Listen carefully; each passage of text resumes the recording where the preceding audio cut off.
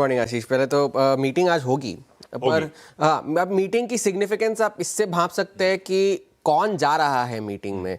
कोई बड़े नेता यूएस के उस मीटिंग में जा नहीं रहे। जैरेड कुशनर जा रहे हैं जो कि डोनाल्ड ट्रंप के दामाद हैं, और स्टीव विटकॉफ जा रहे हैं जो कि उनके ऑनवॉय है। ईरान तो पहले भी ये दोनों जाते थे, इनके साथ जेडी वैंस होते थे लीड करते हुए डेलीगेशन को। जेडी वैंस अब गायब है। हाँ, और ईरान ने तो साफ कह दिया है कि हम जेडी वैंस के अलावा और किसी से बात करेंगे नहीं। ये उन्होंने पहले कहा तो था। आ नहीं रह गया, आएंगे। डेलीगेशन आने वाला है उनका, उनके प्रतिनिधि है वहां पर। अब बातचीत में क्या होगा, उससे ज़्यादा कोई ज़्यादा एक्सपेक्टेशन ना रखे तो बेहतर होगा कि कोई बड़ा निष्कर्ष निकल कर आएगा। अगर निकल कर आया वो एक सरप्राइजिंग फैक्टर होगा, लेकिन मोटा मोटी बात यही है कि इन सारे नेगोशिएशंस में आज कोई बड़ा डेवलपमेंट होने की उम्मीद नहीं है, क्योंकि काफ़ी सारी रेटोरिक अभी भी पहले से ही चल रही है। अभी भी कुछ ही देर पहले ईरान के राष्ट्रपति जो है पेजेश्कियान, उन्होंने एक्स पर लिखा कि म्यूचुअल अंडरस्टैंडिंग एक टू वे स्ट्रीट होती है, कि अगर अमेरिका अपने तरफ के कमिटमेंट्स का पालन करे तो हम भी हमारे कमिटमेंट्स का पालन करेंगे। और उससे कोई आप अगर इस तरह की ये गिदड़ भपकियाँ देते रहेंगे, धमकियाँ देते रहेंगे, तो हम उसको ज़्यादा सीरियसली लेने वाले हैं नहीं। हम लॉजिक का इस्तेमाल करेंगे और जब जवाब देने का वक्त आएगा हम जवाब देंगे। ये उन्होंने एक्स पर अभी कुछ ही देर पहले। इस मीटिंग की बहुत ज्यादा सिग्निफिकेंस नहीं है। हो सकता है जो मामला थोड़ा सा तूल पकड़ा था वीकेंड में वो थम जाए, इससे ज्यादा कुछ आगे प्रोग्रेस उससे ज़्यादा कुछ नहीं, उससे ज़्यादा तो कुछ नहीं। और बहुत सारे लोग अब इस बात की खिल्ली उड़ाने भी लग गए हैं कि दोनों देश अब जो है सिर्फ वीकेंड पर जंग करते हैं, मार्केट जब बंद होता है तब, जब मार्केट खुलने वाले होते हैं तो दोनों शांत हो जाते हैं। तो अब ये इस तरह की, आपको बुरा लग रहा होगा कितनी बेइज्जती से बार बार बुलाते हैं उधर उधर, कुछ हो नहीं रहा है ना। और डोनाल्ड ट्रंप पहले भी कई बार ये कह भी चुके हैं कि अगर मामला सब सही हो गया तो मैं क्रेडिट लूंगा, मामला गड़बड़ हो गया तो उन पर दोष, हाँ उन पे दोष डाल दूंगा। तो वो कोई बड़ी वो नहीं है बात।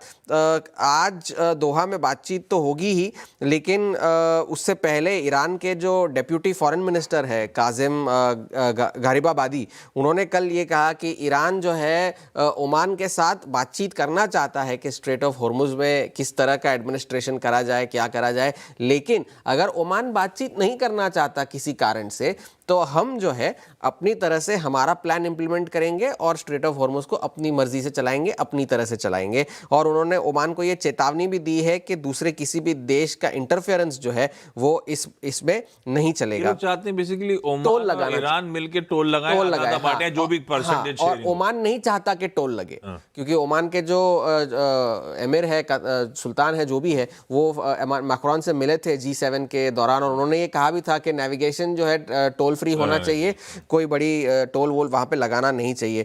बाजार के लिए कल सेशन अच्छा था वॉल स्ट्रीट पर। अल्फाबेट का कल पहला दिन था, डाउ जोन्स में 4% ऊपर चढ़कर बंद हुआ, और उस वजह से डाउ भी कल 300 अंक चढ़कर बंद हुआ। S&P 500 और नैस्डैक दोनों जो है 5-5 दिन गिर रहे थे, 5 दिन के बाद कल बढ़कर बंद हुए। थोड़ी सी निचले स्तरों पर खरीदारी हुई, लेकिन एक बात ये भी मानकर चलनी होगी कि एक ट्रंकेटेड वीक है, छोटा हफ्ता है, क्योंकि शुक्रवार को छुट्टी है, तो शायद लिक्विडिटी कम हो, वॉल्यूम्स कम हो, और उस वजह से भी जो है एग्जैजरेटेड मूवमेंट्स हो सकती है। फिलाडेल्फिया सेमीकंडक्टर इंडेक्स के लिए पिछला हफ्ता जो है अप्रैल 2025 के बाद का सबसे खराब हफ्ता था। उसके बाद कल थोड़ी सी खरीदारी वहां पर भी देखने मिली, 4% चढ़कर बंद हुआ। कल एक बहुत बड़ा फैसला सुप्रीम कोर्ट ने सुनाया कि फेड जो है एक यूनिकली इंडिपेंडेंट एंटिटी बनकर रहेगी, और डोनाल्ड ट्रंप जो है बाकी किसी भी एजेंसी के अधिकारियों को निकाले, लेकिन फेड के अधिकारियों को अपनी मन मर्जी से नहीं निकाल सकते। वो सुप्रीम कोर्ट का फैसला था ये कल, क्योंकि ये पुराने केस में सुनवाई वो लीजा कुक का जो मामला चल रहा था, तो लीजा कुक को तो अपने पद पर बनी रहेंगी। और उन्होंने एक चीज ये कही कि फेड के कोई भी अफसर निकाले जाएंगे for cause and not at will, कि अगर कोई वाजिब कारण हो तो, या अपनी मर्जी से नहीं निकाला जाना चाहिए। एक चीज़ कल ये भी हुई कि बाजार बंद होने के बाद कल दक्षिण कोरिया ने एक बहुत बड़ा स्पेंडिंग प्लान अनाउंस किया है, $880 बिलियन का चिप्स और डेटा सेंटर्स बनाने का।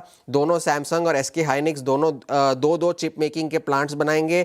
नेवर कॉर्प जो एक बहुत बड़ी इंटरनेट कंपनी है वहाँ की, वो 8.5 गीगावाट के डेटा सेंटर कैपेसिटी बनाएगी 2029 तक, और अपनी मेमोरी प्रोडक्शन कैपेसिटी को जो है दुगना करने के टारगेट्स दक्षिण कोरिया ने लगाए हैं अगले 5 सालों में। 880 बिलियन की स्पेंडिंग है, 5% उनकी जीडीपी 2024 की जीडीपी का हिस्सा है वर्ल्ड बैंक के हिसाब से। तो काफ़ी सारा बड़ा स्पेंडिंग प्लान है, पर बाजार उससे कोई ज़्यादा एक्साइटेड है नहीं। कॉस्पी वगैरह भी अभी भी वॉलेटाइल ही है। कॉस्पी फिलहाल तो नीचे गिरावट के साथ कामकाज कर रहा है। तो ये एक बड़ा स्पेंडिंग प्लान उन्होंने कल अनाउंस किया। आज जोल्ट्स के जॉब ओपनिंग्स के डेटा आएंगे, कंज्यूमर कॉन्फिडेंस का डेटा आएगा। तो दोहा के डेवलपमेंट ज़्यादा ज़रूरी है। और ये टेक शेयरों में जो कल थोड़ी सी खरीदारी देखने मिली थी, उसकी कोई फॉलोअप बाइंग होती है या नहीं, उस पर नजरें होंगी बाजार की।